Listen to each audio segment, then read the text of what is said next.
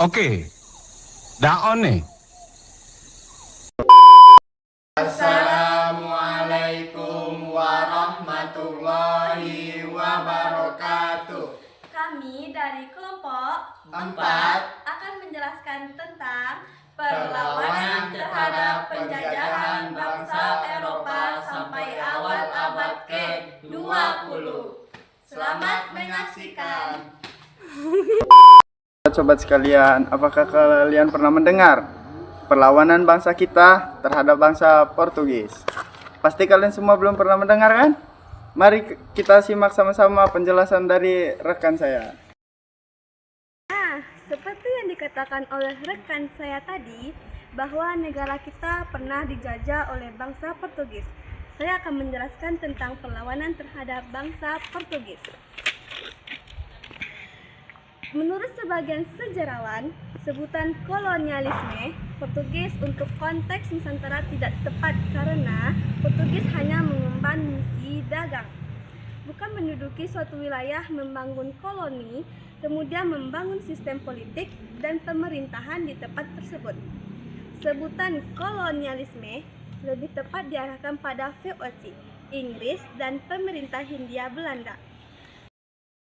Mereka memang bermaksud menguasai serta mengembangkan sistem politik, ekonomi, militer di Nusantara, yang tidak lain dimaksud untuk melancarkan misi ekonomi mereka. Dalam konteks itu, kita menyebut perlawanan terhadap bangsa Portugis bukan perlawanan terhadap kolonialisme Portugis. Apakah kalian sudah mengerti dan paham yang dijelaskan oleh rekan saya tadi? Kalau sudah paham, mari kita simak perlawanan Kesultanan di Pulau Jawa yang akan dijelaskan oleh saya sendiri. 1. Perlawanan Kesultanan Ternate. Monopoli perdagangan campur tangan terhadap urusan internal Kesultanan Ternate serta penyebaran agama Katolik membuat rakyat Ternate di bawah pimpinan Sultan Heiron melakukan perlawanan terhadap bangsa Portugis. Sayangnya, Sultan Heiron ditangkap dengan sebuah tipu muslihat dan dilanjutkan oleh Sultan Ba'abullah. Di bawah Ba'abullah, bangsa Portugis berhasil diusir dari Maluku pada 1575. Bangsa Portugis lalu menyingkir ke pulau timur dan berkuasa di Timur Leste sampai menjelang akhir abad ke-20. Perlawanan Kesultanan Denmark.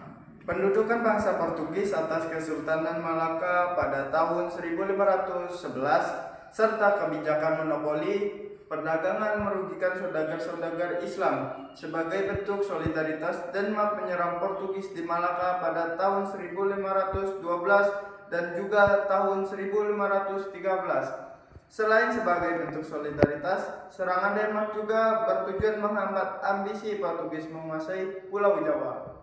Dan juga pintu masuk Portugis untuk menguasai Jawa terbuka pada tahun 1526. Pada tahun itu, kerajaan Pajajaran bercorak Hindu merasa terancam oleh ekspansi Kesultanan Denmark. Untuk memperkuat pertahanan, Pajajaran menjalin persekutuan dengan Portugis pada tahun 1522.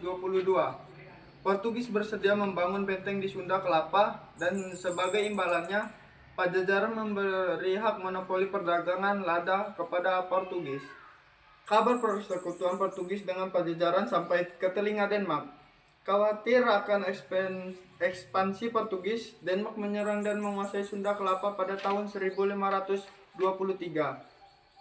Pada 1527, tanpa menyadari terjadi perubahan kekuasaan di Sunda, Portugis tiba untuk membangun benteng dari Sunda Kelapa. Denmark di bawah pimpinan Fathahillah berhasil menghalau Portugis pada 22 Juni 1527. Atas kemenangan itu, Fathahillah mengganti nama Sunda Kelapa menjadi Jayakarta yang berarti kemenangan gemilang. 3. Perlawanan Kesultanan Aceh. Sejak Malaka dikuasai Portugis, para pedagang Muslim bermigrasi ke Aceh. Hal ini membuat Aceh maju dengan pesat. Kemajuan Aceh mengancam posisi Portugis di Malaka.